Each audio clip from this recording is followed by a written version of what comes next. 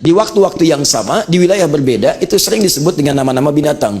Contoh, Prabu Siliwangi namanya Pamanaharasa, kadang disingkat dengan Manaharasa, menikah dengan Nyai Subanglarang, muridnya Syekh Qura, ya Syekh Hasanuddin, yang beliau belajar di Mekah, Mekah disebut Ummul Qura. Pulang kemudian ke Karawang, mengajar di sana, mendirikan pesantren, disebut dengan pesantren Ummul Qura, pesantren Qura, ya pesantren disebut Syekh Qura, Syekh Qura sampai dengan sekarang. Ada di situ. Prabu Siliwangi punya kekuasaan sangat panjang dari Banten membentang sampai ke perbatasan Jawa. Ketika sedang inspeksi mendengar ada suara yang sangat indah, dilihat-lihat oleh beliau, ternyata Masya Allah seorang perempuan cantik luar biasa, punya aura yang bagus, kalimatnya bagus. Beliau kemudian berminat untuk menikahinya.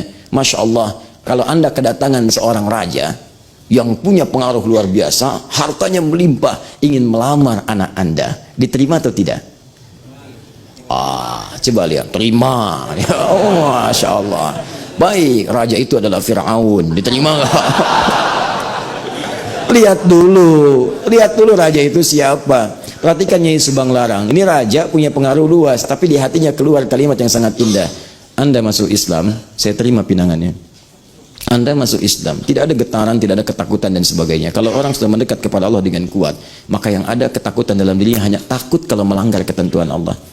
Tapi yang terjadi, kalau kalimat Allah diucapkan lewat hati yang kuat, maka sentuhannya akan ke hati.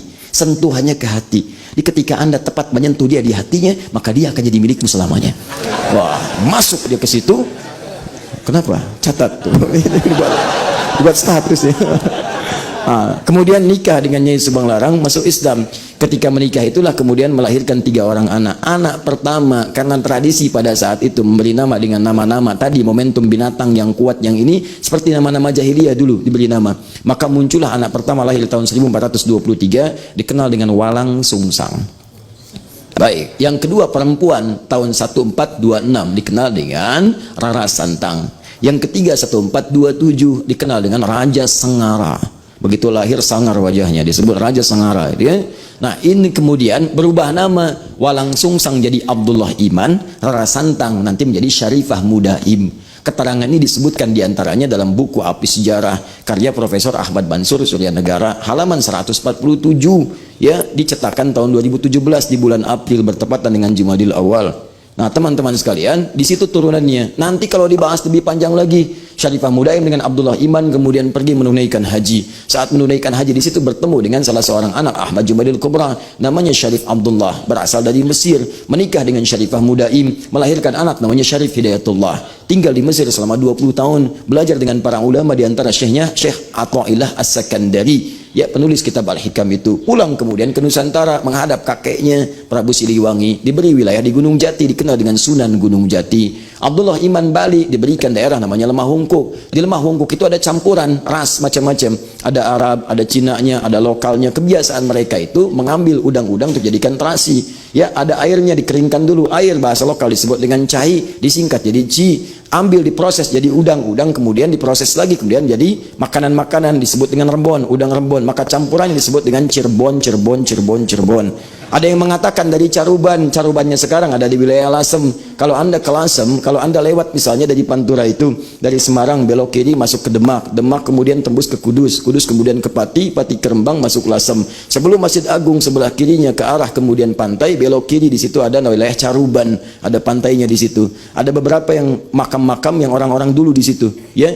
Nah, kira-kira begitulah ya di Cirebon. Sudah, nanti kelamaan kita. Apa hubungannya dengan Maulid Nabi? Tidak ada. Ya. Balik ke sini. Nah, jadi tahun-tahun nama-nama hewan itu biasa dulu-dulu tuh muncul seperti itu untuk mengenang peristiwa. Paling gampang ada peristiwa apa, itu yang dimasukkan. Nah, setelah datangnya Islam nanti diatur tertib, kalender jadi tertib, penanggalannya ada, tahunnya ada, bahkan nama-namanya dikembalikan kepada nama-nama yang terbaik. Bahkan di masa Nabi, Nabi melarang para sahabat untuk menggunakan nama-nama satu yang sifatnya makruh. Makruh itu kesannya buruk, bisa menjadikan jelek bagi dirinya walaupun tidak langsung haram. Misal nama-nama yang mengundang bencana. Jadi jangan berikan nama-nama walaupun Anda melihatnya enak, tapi jangan diberikan seperti itu. Seperti nama-nama yang mengundang misalnya orang lain menertawakan dia, diberi nama dengan pelawak misalnya, kan? Atau diberi nama dengan yang mendatangkan musibah. Siapa ini? Ini si sedih berkali-kali, ya kan? Nah, itu nggak boleh. Jangan tinggalkan, termasuk gelar. Gelar, bahkan turun ayat di situ. Bi'sal ismul fusuqu ba'dal iman. Jangan kalian tanabazu bil alqab, berikan gelar-gelar yang tidak sesuai. Apalagi gelar-gelar menyimpang. Di Ustadz misalnya sekarang banyak disingkat. Enggak apa-apa, kalau bagus tidak ada masalah untuk memudahkan.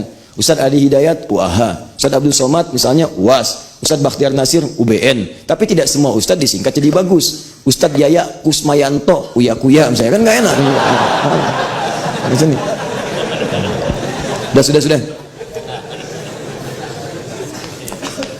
Dah dihafal.